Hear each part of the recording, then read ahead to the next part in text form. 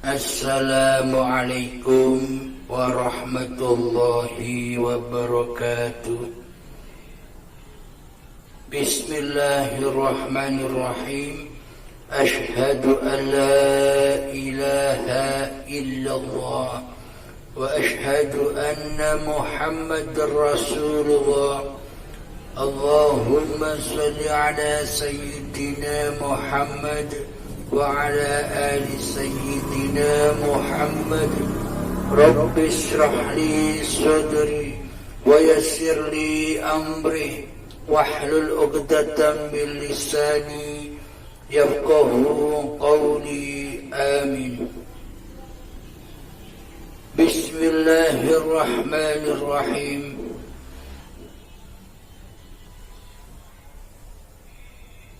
Saya akan membacakan surat Al-Baqarah. A'udzu billahi minasy syaithanir rajim. Bismillahirrahmanirrahim. Wa idh qala rabbuka lil malaikati inni ja'ilun fil ardi khalifah. Ketika Tuhanmu berfirman kepada para malaikat, sesungguhnya aku hendak menjadikan khalifah di muka bumi. Qalu ataj'alu fiha man yufsidu fiha wa yasfiku ad-dima'. Para malaikat berkata, mengapa engkau hendak menjadikan khalifah itu yang akan membuat kerusakan padanya dan pertumpahan darah? Wa nahnu nusabbihu bihamdika wa nuqaddisu lak. Dan kami senantiasa bertasbih dengan memuji engkau dan mensucikan engkau. Qala inni a'lamu ma la ta'lamun. Allah berfirman, sesungguhnya aku mengetahui apa yang tidak kau ketahui. Shadaqallahul azim. Bismillahirrahmanirrahim. Derajat manusia lebih mulia daripada para malaikat. Ketika manusia itu sudah menjadi khalifatullah, yakni wakil-wakil Allah di muka bumi ini. Yang dimaksud wakil Allah itu bagaimana? Apakah yang dimaksud wakil Allah itu hati yang selama ini ingkar kepada Allah? Hati yang selama ini tidak mensucikan Allah, kecuali mensucikan dirinya sendiri di hatinya? Yang dimaksud khalifah, wakil-wakil Allah, wali-wali Allah itu adalah manusia yang sudah mencapai hakikat diri sejati manusianya. Apakah hakikat diri sejati manusianya? Hakikat diri sejati manusianya itu adalah kembalinya pemahaman, kembalinya kesadaran manusianya kepada sifat muhalnya Allah. Jadi pada intinya hamba yang sudah menyadari hakikat diri sejatinya yang tak wujud, yang tak ada, yang gaib, yang mati, yang tak berkuasa, yang tak berkehendak, dan sebagainya. Khalifatullah itu bukan manusia-manusia yang mengaku diri menjadi Allah, yang mengaku diri menjadi Tuhan. Itu bukan khalifah namanya.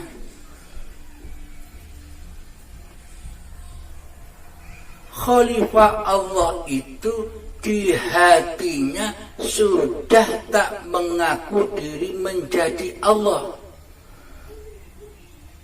Karena yang ada di alam semesta ini hanyalah Allah saja. Namun bagi orang kebanyakan, namun bagi mayoritas manusia tidak merasa dirinya selama ini sudah mengaku jadi Allah, sudah mengaku dirinya jadi Tuhan, tapi tidak terasa. Mana buktinya?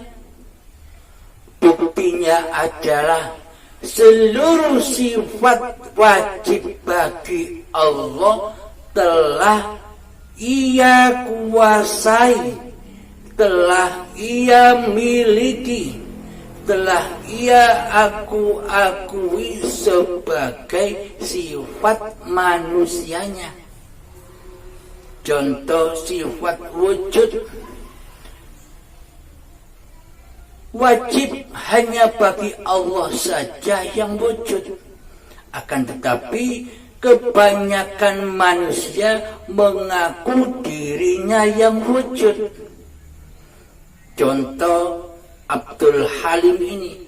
Selama ini Abdul Halim ini merasa dirinya lebih wujud daripada Allah, merasa lebih ada daripada Allah. Kenapa? Karena selama ini Abdul Halimnya tidak sadar akan keberadaan Tuhannya, sehingga Abdul Halim ini hatinya merasa seolah-olah dirinya lah yang berkuasa, yang memiliki atas hidup dan badan ini, sehingga wujud diakui sebagai wujud Abdul Halimnya, hidup diakui sebagai hidup Abdul Halimnya, badan diakui sebagai wujud milik Abdul Halimnya, kuasa diakui sebagai kuasa Abdul Halimnya, kehendak, daya upaya dan ikhtiar diakui sebagai milik Abdul Halimnya, penglihatan diakui penglihatan milik Abdul Halimnya, pendengaran diakui sebagai pendengaran Abdul Halimnya, dan perkataan diakui sebagai kalam Abdul Halimnya. Selama ini, monggo silakan cek hati kita masing-masing, apakah demikian adanya? Bila demikian sama dengan saya. Tidak terasa kita selama ini sudah ngaku-ngaku jadi Allah. Karena apa? Karena selama ini kita tidak mengenal Allah, kita tidak makrifat kepada Allah.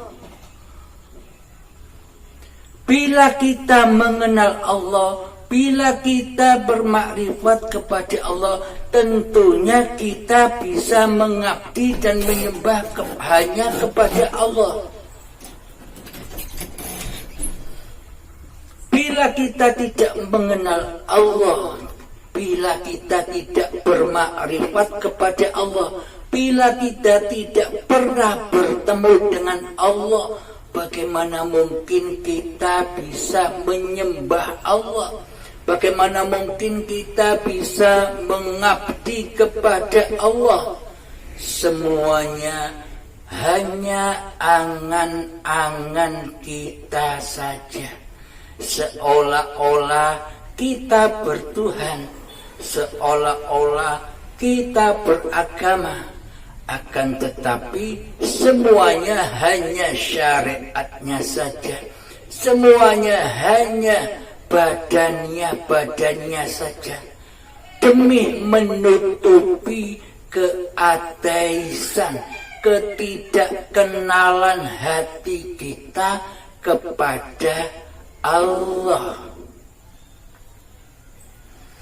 Mari kita sadari kesalahan-kesalahan kita. Seumpama kita bertuhan, seumpama jika hati kita ini berasa ada yang menguasai, yakni penciptanya Allah, maka hati kita tak akan pernah mengaku-ngakui apa yang sudah diciptakan oleh Allah. Hidup tidak kita aku-akui sebagai hidup kita. Badan tidak kita aku-akui sebagai badan milik kita. Seluruh kehendak, daya upaya, af'al yang terjadi di dalam badan kita, seperti sholat, ibadah, dan sebagainya, seluruhnya tidak kita aku-akui sebagai milik dan kuasa manusianya. Itu bila hati kita dikatakan bertuhankan Allah sebagai penciptanya. Inilah yang disebut khalifah.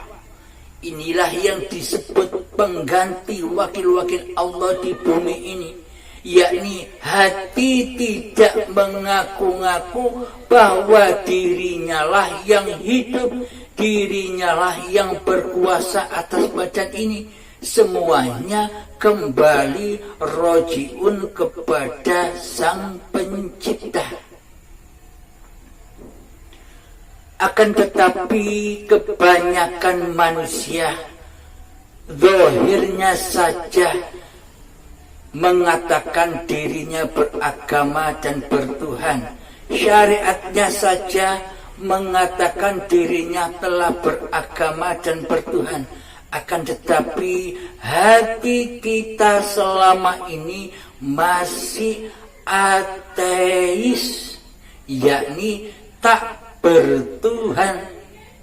Karena yang dituhankan hakikatnya adalah dirinya sendiri, hawa nafsunya sendiri, yang disaksikan di dalam hati kita selama ini, yakni nama diri kita sendirilah yang mentuhani hidup dan badan ini. Karena apa? Karena kita merasa pemiliknya hidup dan badan ini.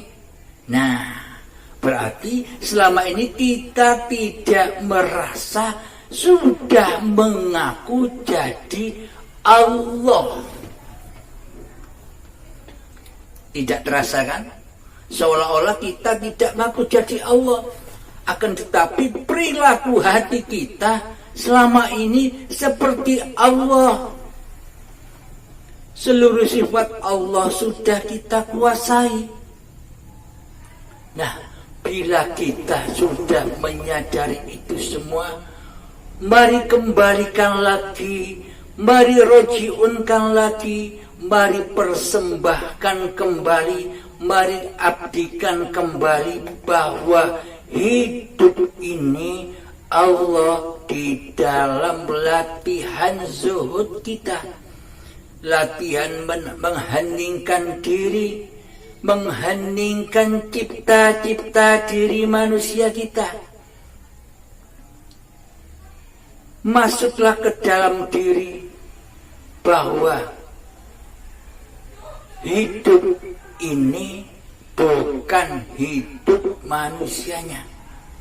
Buktinya, bila hidup ini hidup manusianya, maka manusia tak akan pernah mati. Kenapa manusia itu mati? Pada hakikatnya, diri sejati manusia itu adalah benda mati. Sedangkan hidupnya badan ini karena dihidupi oleh Allah, bukan dihidupi oleh hidupnya manusia sendiri. Karena tak ada hidup kecuali Allah. Bismillahirrahmanirrahim. Siapakah Allah itu? Allahu la ilaha illa huwal hayyul qayyum. Allah tiada ilah, tiada Tuhan yang berhak disembah kecuali Dialah hidup yang kekal lagi terus menerus. Nah, hidup itulah zat yang bernama Allah. Selagi hidup kita aku akui sebagai hidup milik kita, maka selamanya kita tak akan pernah bisa menyembah kepada Allah, melainkan kita hanya menyembah hawa nafsu kita sendiri, sehingga hati kita dibakar, diandar di dalam jahanam, yakni hati selalu panas, hati selalu gundah, hati selalu takut akan sebuah peristiwa yang tidak mengenakkan suasana hati. Karena selama ini kita mentuhani diri kita sendiri. Marilah syahadat kembali kepada Allah.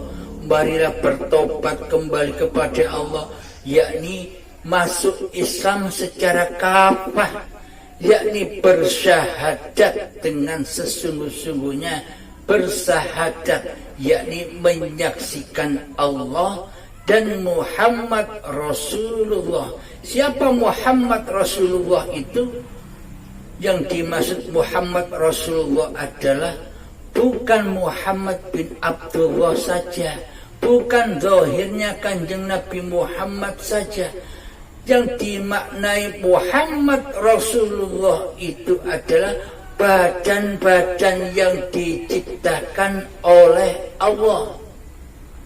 Itulah badan yang diutus oleh Allah, yakni badan yang diperjalankan, dipergerakkan oleh hidup. Ketika tahiyat, di dalam tahiyat sholat 5 waktu, kita diutus bersyahadat. Ketika bersyahadat, asyhadu an la ilaha illallah. Siapa yang ditunjuk? Di manakah Allah? Yang menunjuk dan yang ditunjuk Dialah Allah. Alam semesta ini, inilah alam sulum, alam kosong. Tanpa alam kosong, maka tak akan ada isi. Tanpa alam kosong, kita tak akan bisa bertemu. Dengan alam kosong dari sini kepada Anda, ini kan alam kosong. Tanpa kehendak Allah, apapun di dunia ini tak akan bisa terjadi. tanpa alam kosong, tanpa Allah, maka Anda tak akan tampak oleh saya, dan saya tak akan nampak oleh Anda. Ketika mata kita ditutup dengan rapatnya begini, kan tidak ada ruang kosong, berarti kan gelap gulita. Nah, ketika alam kosong itu ada, maka terciptalah segala sesuatu. Dengan alam kosong, dengan Allah, dengan izin Allah, kita bisa melihat gunung, kita bisa melihat manusia, kita bisa melihat jalan, kita bisa melihat hutan, kita bisa melihat lautan, dan seluruhnya. Bahkan kita bisa beribadah, bisa sholat karena izinnya Allah. Karena itulah Kanjeng Nabi Muhammad menuntun kita semua bahwa ketika akan sholat dan beribadah wajib diawali dengan niat. Karena di dalam niatlah pintu menuju Allah, yakni di seluruh niatan, akhir niatan ada kalimat lillahi ta'ala, masuklah ke dalamnya, yakni seluruh apa yang kita lakukan ini adalah Allah, bukan kita. Inilah makna khalifatullah, wakil-wakil Allah di bumi, yakni hati selalu mensucikan Allah daripada diri kita sendiri. Hati selalu menghadirkan, menghudurkan Allah daripada menghadirkan hawa nafsu kita sendiri.